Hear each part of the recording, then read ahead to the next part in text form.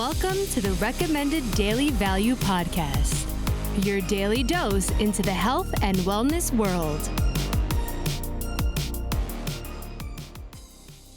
Welcome back to the Recommended Daily Value Podcast brought to you by Umzu.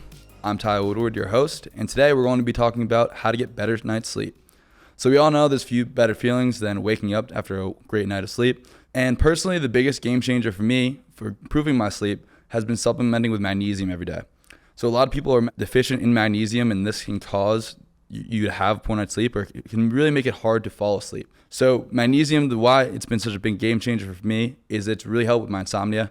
I used to struggle at night with being able to fall asleep. I would just lay in bed for hours at times without being able to fall asleep. And magnesium has basically allowed me to fall asleep. As soon as I hit the pillow, I read for a couple minutes a night, and I really don't have any issues falling asleep anymore. Next up is getting in a consistent bedtime routine.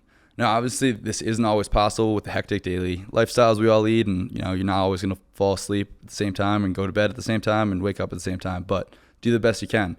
Personally, I have the best night's sleep after getting up early in the morning. I like to get up around 5 a.m., eat some breakfast, and get a workout in before I head over to work. That way, by the time night rolls around, I'm ready to crawl into bed by 10 or 11 at the latest. And I also like to make sure that I'm eating a couple hours before I go to bed.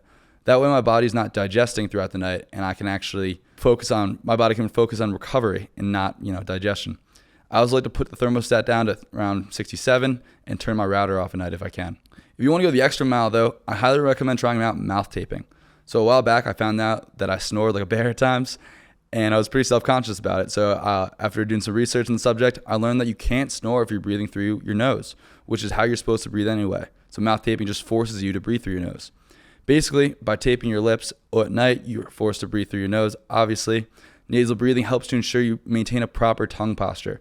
Basically, your tongue, if it's in the wrong location in your mouth, can actually obstruct airflow, which is the cause, in part, of both snoring and apneas, as in sleep apnea, which are largely caused by obstruction in airflow throughout the night. Nasal breathing can help to prevent both of these as a result. Nasal breathing can also help prevent you from overbreathing, which is when you breathe out too much CO2 or carbon dioxide. Your body actually uses carbon dioxide to bring in oxygen, so you need to exchange them. So they're both very important in breathing, and both are needed for a good night's sleep.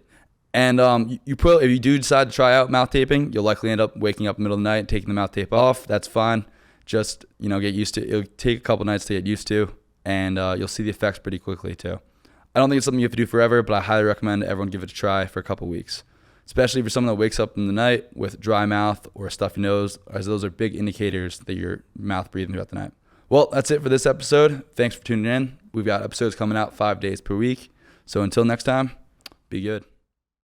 And just a reminder that these opinions are my own, based on my own research and experiences, and are not medical advice.